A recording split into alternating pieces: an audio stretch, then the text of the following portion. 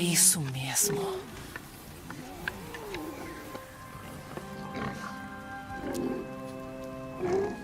Ele vai viver? Sim. Então vamos embora. Esperem. Preciso retribuir. Olá, hoje eu conversei com Beatriz Villa, dubladora de Freya, The Good of War, Paula, The Walking Dead e Kate, da série This Is Us. Espero que gostem. Então, fala um pouco de você agora, onde você nasceu, conhecer um pouco. Olá, Fernando, tudo bem? Bom, em primeiro lugar, muito obrigada por essa oportunidade. Meu nome é Beatriz Villa, eu sou atriz, dubladora, formada na área de comunicação, fica aí uma curiosidade, formada em relações públicas, e nasci aqui em São Paulo, 35 anos atrás. Já sou uma balzaquiana. O que mais você quer saber, Fernando? Fale sempre tudo. quis ser dubladora? Olha, boa pergunta. Quando eu era pequena, eu pensava primeiramente em ser atriz. Eu queria ser atriz. E, na verdade, todo dublador é um ator, né? Não existe eu sou dublador, ponto. Não, todo dublador, ele vem de alguma certificação profissional que se inicia no teatro de alguma forma, né? Principalmente tem que ter o DRT, então só para você conseguir tirar o DRT significa que você já passou por vários outros processos, mas principalmente o teatro. Então, eu acho que a primeira coisa que eu queria ser quando era pequena era atriz. Mas aí eu queria ser atriz e várias outras coisas. Tipo, eu quero ser atriz e, sei lá, cantora e astronauta. E eu achava que era super conciliável. Então, eu diria que a atriz veio primeiro. Mas o meu interesse por dublagem veio mais especificamente quando eu tinha uns 13, 14 anos, que não sei se é da sua época, mas era o início da TV a cabo e estava passando um desenho na Warner que chamava Freakazoid.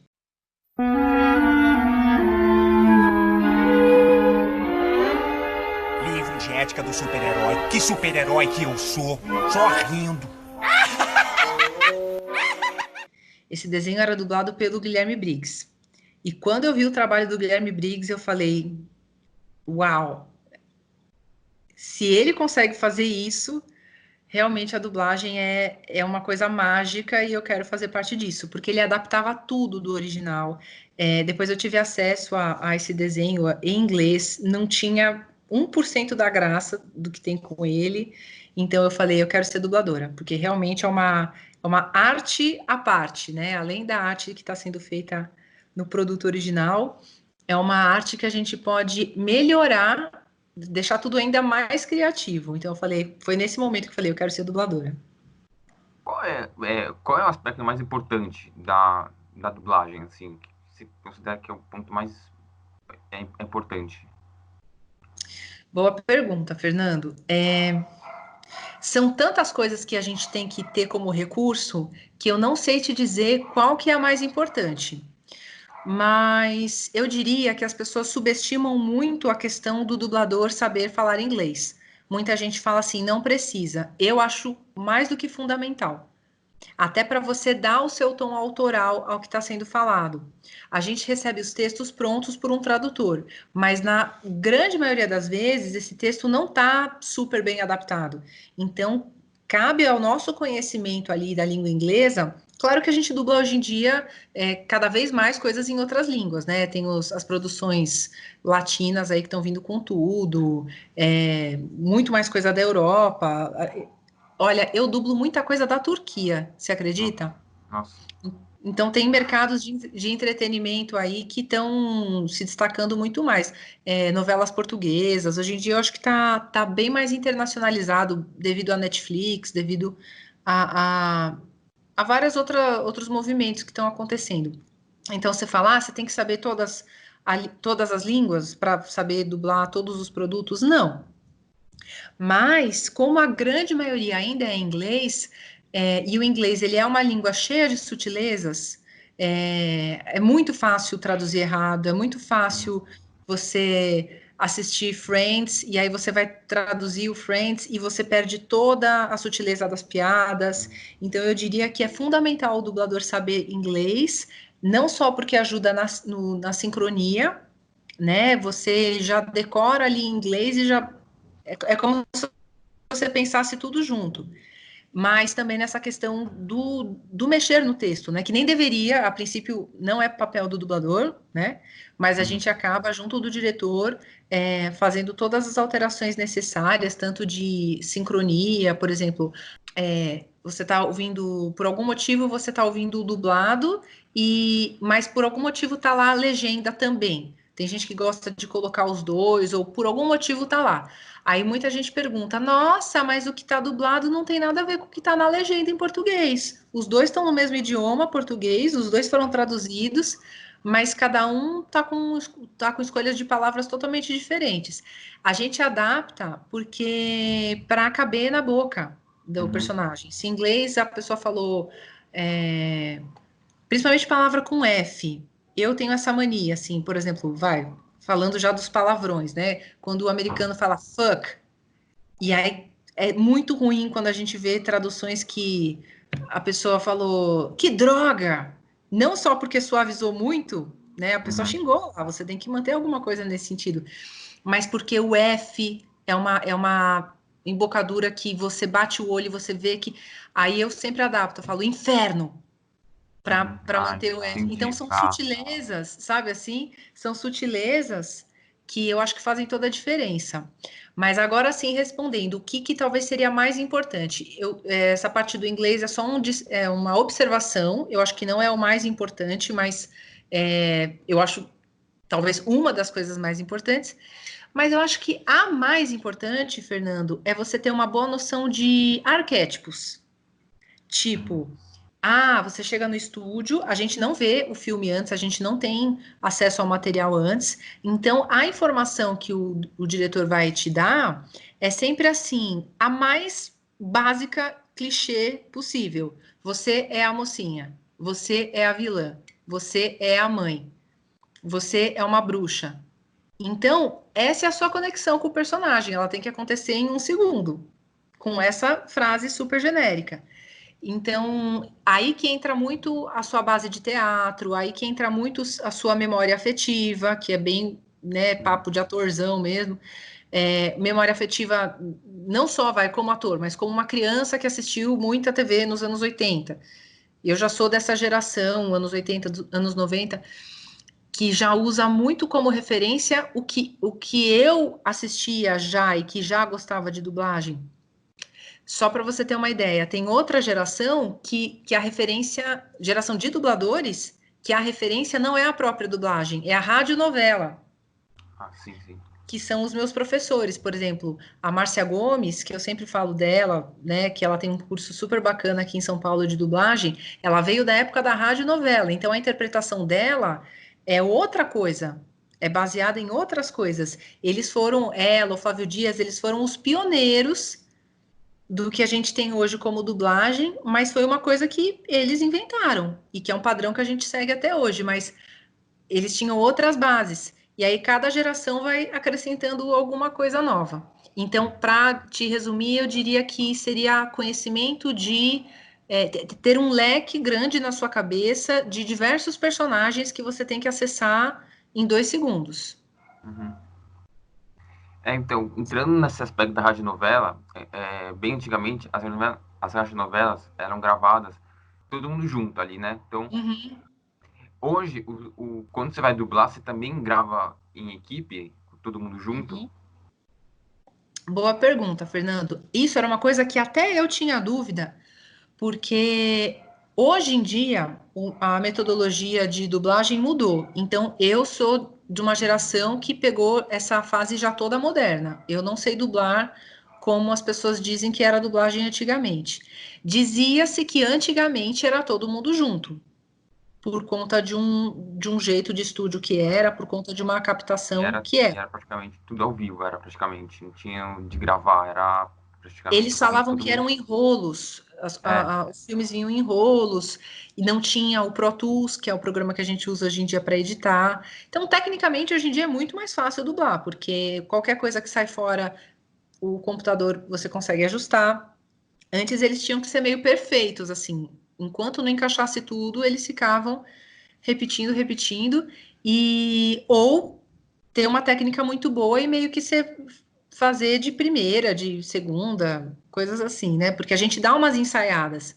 Eu acho que essas pessoas, como elas tinham muita prática, chegava uma hora que elas gravavam meio que de primeira. Eu não sei, tem muitos mitos que essas pessoas chegavam nesse grau de técnica. Então, eu ouvi dizer, sim, que era assim antigamente. Hoje em dia, a gente grava totalmente de modo individual, cada dublador grava a sua coisa, o seu personagem totalmente separado do outro, e a única coisa que é feita de forma coletiva hoje em dia é um tipo de dublagem que chama vozerio, que é assim, uma coisa bem basicona, que às vezes até quem faz é mais quem está começando, o pessoal coloca os alunos de dublagem para fazer, não que veteranos não possam fazer, podem e devem, né? Acho que é uma coisa que a gente tem que sempre fazer tudo. Mas é um tipo de sujeira que precisa na hora da gravação. Então, som de gente conversando num restaurante, som de gente num show. Então, você coloca um monte de gente no estúdio para fazer um barulho, uma sonoridade que combine ali com aquele contexto, e esse é o vozerio. É o único contexto que a gente faz ainda dessa forma coletiva. Ah, tá. Eu fiz uma pergunta antes. Quais personagens você já dublou? Olha, eu sou a pior pessoa para lembrar de cabeça, mas eu tenho sempre uma colinha que não está tão fácil agora, então eu vou ter que lembrar de cabeça. Vamos lá. A mais marcante até agora foi a Freya, do God of War. Dublei muita coisa para videogame, como você mencionou, o Tekken 7, eu fiz a Christie. Christy, isso. Christie, acertei. Falando de videogame ainda, né? Eu fiz o Forza Horizon, eu fazia a Alice Hart, que era uma espécie de CEO do evento, mas também era uma voz que acompanhava o jogador ao longo do jogo, ia dando várias dicas, informações. Fiz um Forza, eu gosto bastante do Forza, tá? Eu dublei um monte de coisa para a série Forza. Fiz um Forza Motorsport também, mas aí totalmente como uma narradora que não interagia com o jogador, mas eu fiz 2 Forza Motorsport, como sendo assim a locutora principal, que falava todas as informações sobre toda a parte técnica dos carros, das empresas. Fiz esse Modern Warfare, Call of Duty, o mais recente, que foi um trabalho bem legal também. Tava até conversando com... Ontem eu fui dublar um videogame, foi muito legal. E aí eu fui lá no estúdio que eu costumo dublar esses videogames todos, né? E eu estava comentando com o diretor, ele dirigiu esse último The Last of Us 2, foi feito lá, a dublagem, e ele fez também esse Call of Duty, e ele estava meio frustrado, porque ele falou, nossa, o The Last of Us 2 está com uma super repercussão, eu fico super feliz por isso, mas o quanto a dublagem do Call of Duty foi meio que passou em brancas nuvens, e tá muito boa, então fica a dica aí. Rise of the Tomb Raider. E de videogame também, eu fiz Naruto. Então, eu fiz uma personagem que chama Mei Terumi. E aí, muita gente acha que eu fiz ela no filme, no anime. Não, eu fiz só no videogame. E no videogame também eu fiz daquela série de jogos Lego Marvel Avengers. Eu fiz a Viúva Negra, a Tigresa Branca e a Capitã Marvel nos jogos de Marvel Avengers, não fiz para o cinema. Então eu sou essas personagens tudo no mundo dos videogames. E eu acho que de videogame basicamente é isso. Eu faço muita coisa de videogame, mas os destaques seriam esses. Para séries e filmes de TV, atualmente eu estou fazendo uma série que já faz algum tempo que ela tem bastante repercussão, que é o This Is Us. Eu dublo uma personagem que chama Kate. Blue Bloods, que é uma série também que já tem mais de 10 anos, tem uma personagem lá também bem bacana, uma policial chamada Junko. Fiz participações no The Walking Dead, Fiz uma participação grande não, fiz uma personagem grande numa série também que eu sei que tem bastante gente que assiste, que chama Van Helsing. E eu tô tentando lembrar de cabeça porque vou fazer meu jabá também. Eu acabei de lançar um site, então isso tudo, esse portfólio assim do que eu tenho feito nos últimos 15 anos está nesse site. Então eu vou até fazer propaganda, que é o Pode fazer, tranquilo. beatrizvila.com.br e tá tudo lá. Se a minha memória falhar, esse é um resumo, é um portfólio, mas tem muito mais coisas, mas é basicamente isso. Existe alguma diferença entre fazer dublagem para videogame e para filmes e série? Existe sim, Fernando. Dublar tudo que não seja videogame é mais fácil, porque filme, série, novela, o que eu mais gosto é dublar novela, fica uma observação, tá? Não sei se isso importa, mas é o que eu acho mais Não. legal. Você sempre tem a imagem e o som como uma televisão que você tem na sua casa. É como se você estivesse assistindo a TV da sua casa, só que você tem o fone e vem um texto em português, você só tem acesso o áudio, né? Só tem o acesso ao áudio original e ali você vai dublando em cima. O videogame não vem a imagem, vem arquivos de som. Então você dubla literalmente no escuro. Eles fazem isso porque muitas vezes eles ainda estão fazendo o jogo, eles ainda estão elaborando o jogo, então eles liberam para os dubladores só os áudios para que isso já vá sendo feito e eles encaixem até na sincronia labial do personagem que eles estão desenvolvendo, ou por motivos de evitar a pirataria mesmo. O mundo dos videogames é muito, né, criterioso em relação a isso e mais do que TV, talvez. Então é mais difícil dublar para videogame, inclusive paga-se melhor. Legal. Qual que é a situação, tanto para videogame, para filmes e séries no Brasil hoje? Devido à pandemia, como que tá essa situação ainda hoje?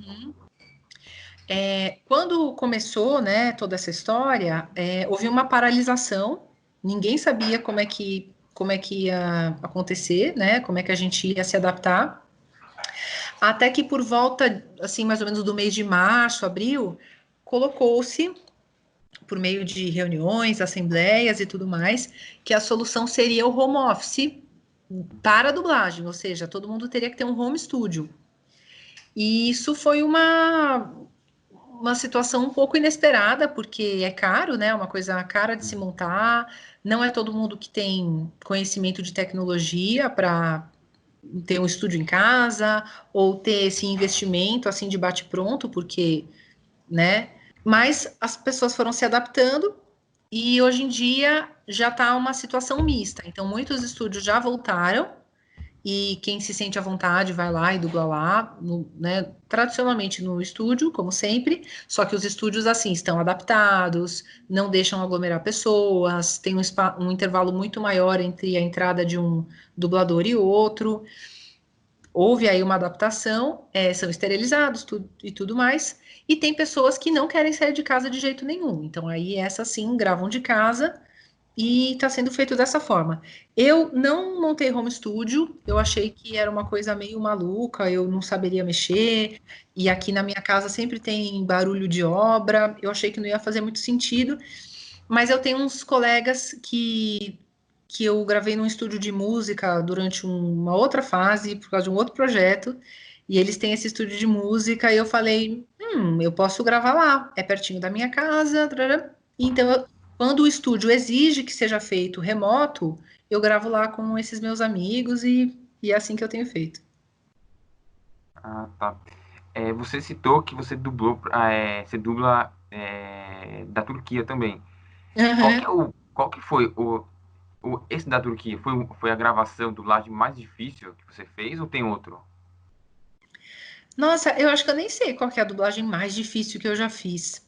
Eu acho que as mais difíceis geralmente são coisas chinesas ou indianas ou orientais nesse nível, porque é muito diferente a língua e eles falam absolutamente picado, tatatá, tatati, tatatá, e aí São experiências muito específicas que acontecem às vezes e é muito curioso. Eu acho que esses são os mais difíceis.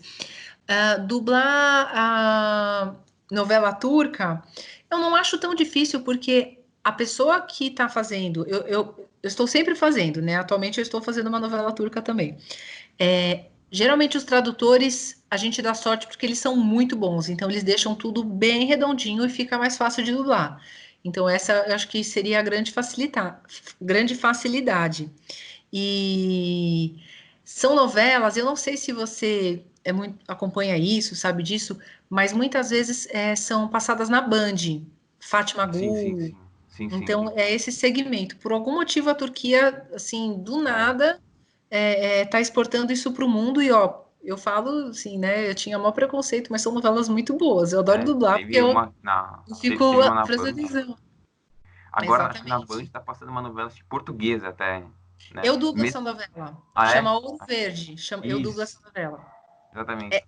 São experiências muito loucas, né? Porque foi gravada em Portugal e é um elenco misto. Tem brasileiros e portugueses, Uhum. e os brasileiros são dublados de É, novo. É uma loucura.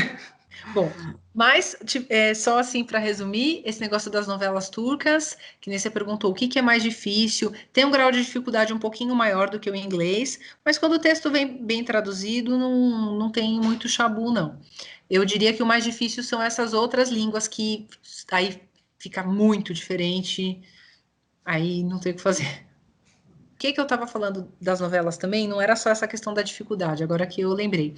É porque assim, né, essa questão dos mercados. Olha como a vida é louca e a gente não acha que conhece as coisas e não sabe tudo, né?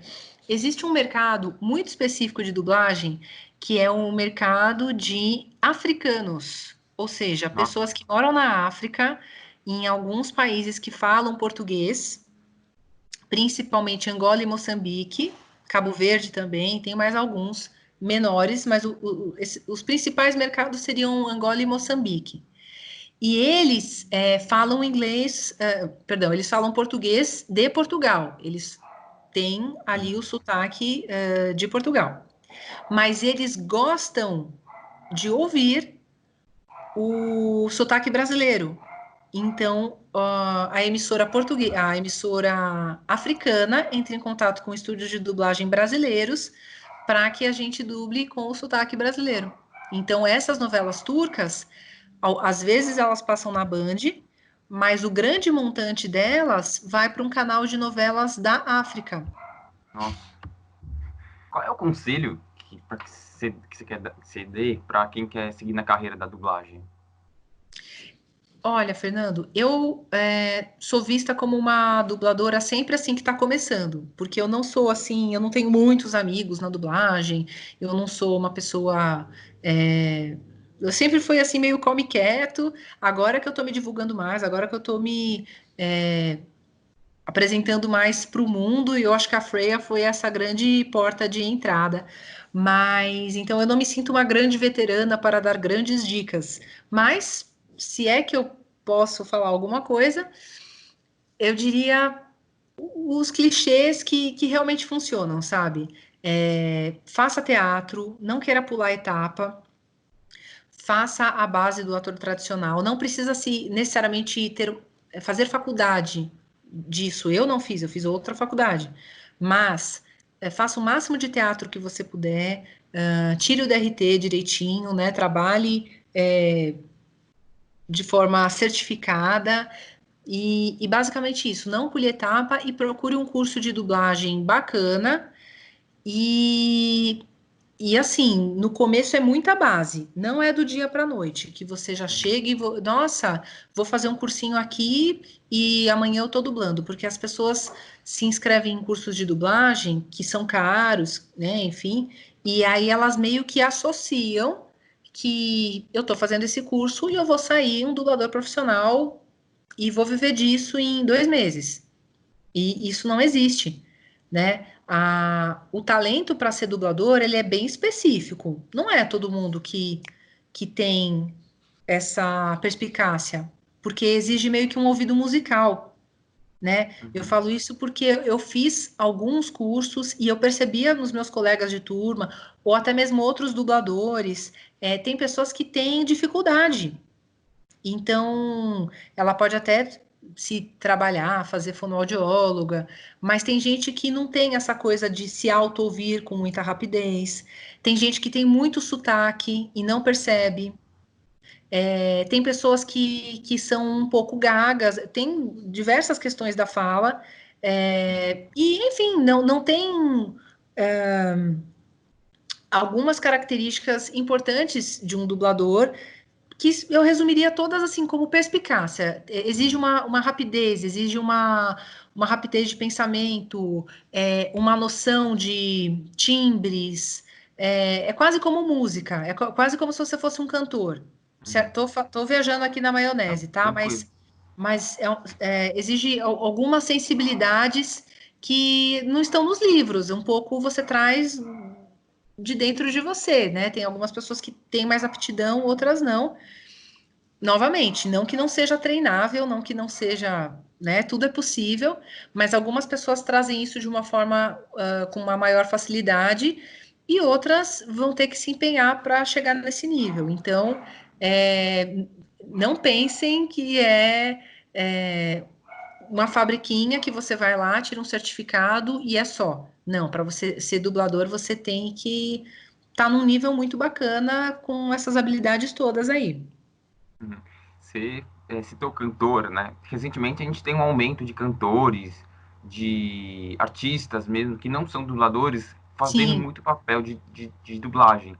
sim, É, isso, de alguma forma, atrapalha quem está na área, quem é dublador, quem está começando, quem já está lá em cima, porque, de fato, eles não são da área da dublagem, eles são sim. de uma outra área. Isso aí, de fato, tem algum problema? Você vê que tem algum problema ou tudo bem? Eu, eu penso assim, que o nome do jogo é talento, qualidade. Se você veio de uma outra área e por algum motivo de marketing, de outros motivos, você tá naquela situação, né? Mas você de repente consegue fazer um bom trabalho de dublagem? Muito bem, né? Você uniu ali o marketing, porque de repente você já é uma pessoa conhecida por alguma outra mídia, por alguma outra coisa que você faz, e você conseguiu desempenhar um bom trabalho de dublagem naquela oportunidade que você teve. Muito que bem. Eu acho que se você conseguiu, você conseguiu. Uma vez já me perguntaram isso, assim, eu citei o exemplo da Marimun. Ela dublou aquele filme Detona Ralph, ela Ah, fez a Vanellope, que é um filme que eu adoro, uma personagem que eu adoro. E ela não é dubladora. E eu achei que ela mandou muito bem. Então, naquele caso, eu achei que foi um exemplo que deu tudo certo, né? O problema é quando as pessoas não têm aptidão, que nem eu tô te falando, e aí o resultado não fica legal, né? E a gente já é de uma geração, anos 80, anos 90, e nós estamos acostumados a um padrão Disney de dublagem muito alto. Então, quando começou essa história de chamar gente que é famosa só porque sim, para fazer um trabalho que antes era feito com maestria por pessoas totalmente especializadas, é claro que tem outros exemplos muito ruins de coisas que deram super errado, e aí o pessoal fica com raiva e não é sem motivo. Mas em termos de concorrência, eu não ligo não, Fernando. Até porque eu não dublo muito, dublo bem pouco cinema. Eu não me sinto numa concorrência nesse sentido, nunca aconteceu de eu me sentir substituída nesse sentido, porque, que nem eu tô te falando, é um mercado que eu faço muito pouco. Mas, assim, essa onda, eu acho que veio muito dos Estados Unidos, né? Eles fazem isso há muito tempo, de colocar um Tom Hanks para dublar, de colocar uma Julia Roberts. Mas aí é que tá a diferença, né? Esse é o lance. Quando você vê um filme que é o Tom Hanks, que é a Julia Roberts, que é a Oprah, eu já vi filmes que quem dublava era a Oprah. Esses caras, eles não trabalham exclusivamente com a voz, mas eles são super atores. Então, mesmo sendo pessoas que não são somente dubladores, fica incrível, porque eles manjam muito. né? E eu acho que quando esse conceito veio para o Brasil, porque eles descobriram que você colocar um nome famoso na capa do filme vende mais, o que eles não entenderam é que não pode ser qualquer famoso. Então, se eu estou colocando o Tom Hanks, ele é um super ator, e a probabilidade dele ser um bom dublador é muito grande, e realmente é, e aí tudo dá certo. Ele não é uma pessoa que está chegando tão de gaiato assim. Desculpa. É diferente de você colocar o Luciano Huck para dublar um protagonista da Disney. A probabilidade de dar errado é enorme, né? Então, eu acho que isso o que as pessoas do marketing do Brasil não entenderam. Eles entendem que é para colocar qualquer famoso lá. A Pitty não é atriz, não é dubladora. Então, a probabilidade de dar certo o que ela fez lá era muito menor. Então, nos Estados Unidos, eu acho que eles colocam como dubladores pessoas que, na maioria das vezes, são atores. Então, a probabilidade de saber o que estão fazendo é muito maior. E que mais? E tem outros casos que são atores que são chamados para fazer esses filmes no Brasil e que, novamente, são atores também. Eu lembro que eu acho que o Ratatouille foi o Thiago Fragoso que fez e ficou maravilhoso. E eu não sei se ele já dublou alguma vez antes na vida dele, mas basicamente a gente conhece ele como um ator da Globo, né? Mas ficou perfeito, porque ele é um super ator. Então, quando é assim, eu acho que dá super certo. E o importante é ficar bom. O importante é o filme ficar bom, manter aquele padrão de qualidade que a gente já conhece. Agora, quando foge muito do padrão de qualidade, Aí já é não dá, complicado. né? Bom, a gente tá chegando no final. Você queria passar algum recado? Quer falar alguma coisa a mais sobre a dublagem? Pode ficar à vontade. Em primeiro lugar, eu queria agradecer. Fernando, muito obrigada por você ter entrado em contato comigo. Eu fico muito lisonjeada, porque, que nem eu falo, assim, eu ainda não sou super conhecida no meio da dublagem e eu estou buscando me divulgar cada vez mais. Então, eu agradeço muito essa oportunidade de estar aqui imortalizada no seu trabalho. Então, em primeiro lugar, Eu que muito agradeço obrigada. por ter aceitado o convite. Muito obrigado. Imagina. Então,